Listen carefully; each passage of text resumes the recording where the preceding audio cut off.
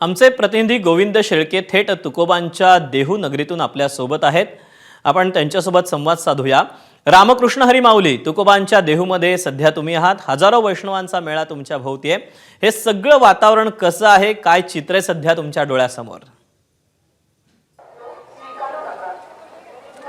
दीपक, खरं तर मी ज्यावेळी एका वारीसाठी देहूमध्ये आलो होतो त्यावेळी याच ठिकाणी उभा टाकून आपण टँकरची बातमी केली होती, ज्या काळामध्ये पाऊस कमी होता आणि म्हणून अक्षरशः टँकरच्या पाण्यामध्ये तुकाराम महाराजांच्या पादुकांना स्नान घालण्यात आलं होतं। मात्र आता जे दृश्य मी तुम्हाला दाखवतोय माझ्या मागं, सकाळपासून पाऊस सुरू आहे आणि हा पाऊस इतका जोरात येतो, परत थांबतो, परत जोरात येतो आणि या अगदी जोराच्या पावसात सुद्धा किती मोठ्या प्रमाणामध्ये वारकरी आता बाहेर पडतायत हे तुम्ही बघताय।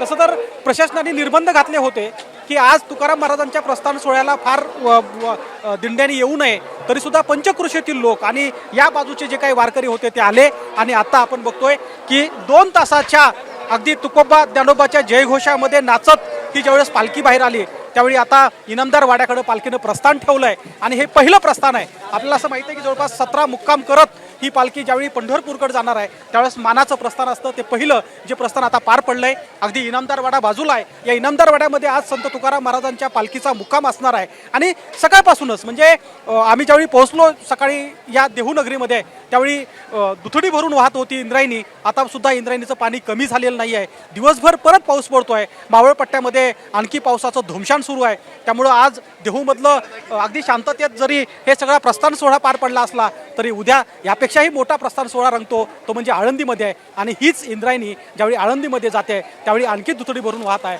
त्यामुळं माझ्या मागं तुम्ही जे बघताय की जे वारकरी आता देहू नगरीमधून बाहेर पडतायत, अगदी प्रशासनाने निर्बंध घातल्यानंतर सुद्धा, मुख्यमंत्र्यांनी आव्हान केल्यानंतर सुद्धा इतक्या मोठ्या प्रमाणामध्ये हे वारकरी इथं जमले आणि या जमलेल्या वारकऱ्यांनी सुद्धा अगदी पाऊस अंगावर घेत आपल्या संत तुकाराम महाराजांच्या या पालखीला प्रस्थानाला हजेरी लावली आणि अशा प्रकारे आज हा वैष्णवांचा मेळा इथेच विसावणार आहे आणि उद्या पुण्याच्या दिशेने हा सगळा मेळा जाताना आपल्याला पाहायला मिळणार आहे। दीपक,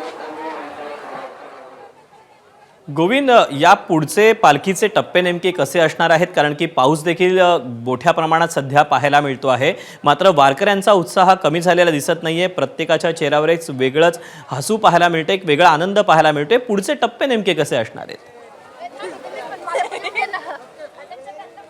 दीपक, खरं तर प्रथा परंपरा अशी सांगते की संतश्रेष्ठ ज्ञानेश्वर महाराजांची पालखी आणि जगद्गुरू संत तुकारामांची पालखी यासोबत राज्यातल्या हजारो दिंड्या यात सहभागी झालेल्या असतात। पण या ज्या दिंड्या सहभागी होतात त्या दरवर्षी देहूमधून आणि आळंदीमधून सहभागी होतात। मात्र मुख्यमंत्री आणि प्रशासनाने आव्हान केल्यानंतर आता सगळे वारकरी पुण्याच्या दिशेने निघालेत। म्हणजे उद्या आणि परवा 2 दिवस ज्यावेळी या दोन्ही पालख्या पुण्यात पोहोचतील त्यानंतर मात्र पुण्यात फार मोठी गर्दी होण्याची शक्यता वर्तवली जाते। कारण आज आपण बघतोय की तुकारामांच्या या पालखी सोहळ्याच्या प्रस्थान सोहळ्याला जे वारकरी जमल्यात ते अगदी कमी प्रमाणात असले तरी उद्याचा टप्पा हा अर्थात पुण्याचा असणार आहे।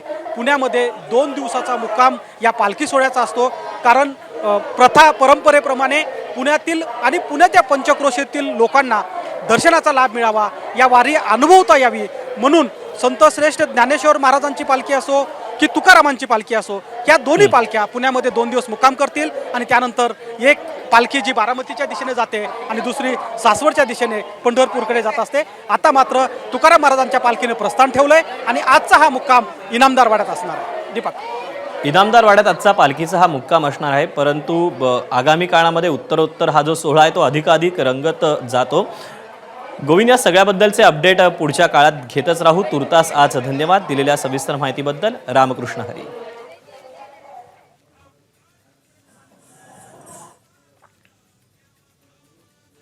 राज्याच्या उपमुख्यमंत्री सुनेत्रा अजित पवार या देखील देहू नगरीत दाखल झाल्या।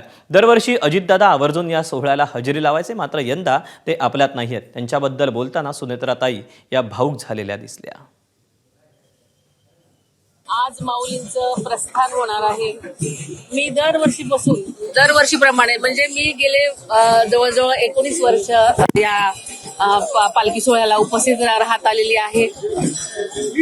आज अशी एकही गोष्ट नाही की अजितदादांशिवाय आपल्याला करायची सवय आहे।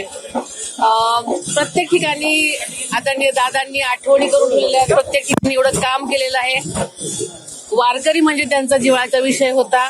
त्यांनी वारकऱ्यांना चांगलं दर्शन व्हावं, वारकऱ्यांची सर्वप्रती सेवा व्हावी, त्यांची काळजी घेता यावी, त्यांना त्रास होऊ नये यासाठी अनेक गोष्टींसाठी दादांनी नेहमीच प्रयत्न केलेले आहेत.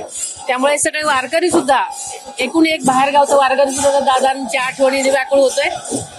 पण नियतीचा खेळ आहे, आपल्याला पुढे जावंच लागतं. दादांशिवायची आजचा हा कार्यक्रम करताना आम्हाला सगळ्यांनाच खूप भारावल्यासारखं झालेलं आहे. मी ज्ञानेश्वर तुकाराम माऊलीच्या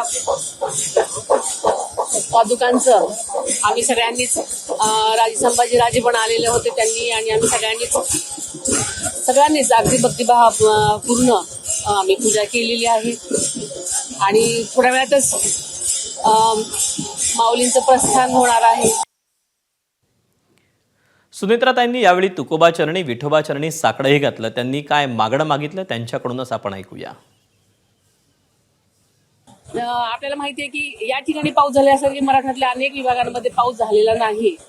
शेवटी मी दरवर्षीप्रमाणे एकच पंढरनाथाच्या चरणी साकडं घालते की माझ्या सर्वत्र अतिशय चांगला पाऊस पडू दे, माझा बळीराजा खुश राहू दे, त्यांना पेरण्या करण्यासाठी व्यवस्थित पाऊस पाड, आणि बळीराजा सुखी तर संसार सुखी. त्याच्यामुळे नेहमीप्रमाणे मी सर्वत्र पाऊस पडू दे आणि सर्वांना सुखी ठेव अशी मी त्यांना साकडं घातलेलं आहे. एबीपी माझा, उघडा डोळे बघा नीट.